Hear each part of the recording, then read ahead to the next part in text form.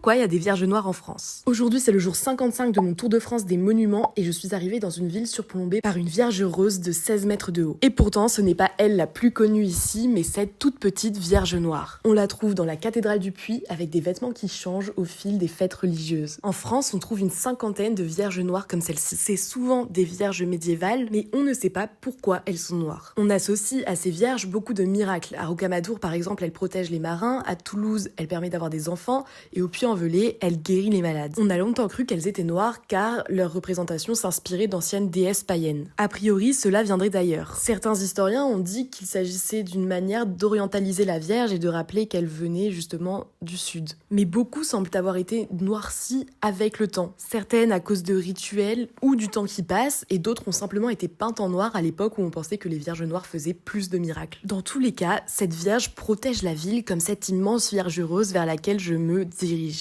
Je monte jusqu'à l'intérieur de cette statue faite avec le bronze des canons pris aux Russes pendant la guerre de Crimée. Un détail que tout le monde ne voit pas est que cette Vierge écrase un serpent, montrant que Marie triomphe du mal. Je me dirige ensuite vers un autre rocher, celui qui abrite la chapelle Saint-Michel d'Éguise. C'est un chef-d'œuvre roman posé en équilibre au-dessus de la ville. Et le soir, les lumières nous rappellent ici l'histoire de Saint-Michel et ailleurs l'histoire du reste de la ville. À demain!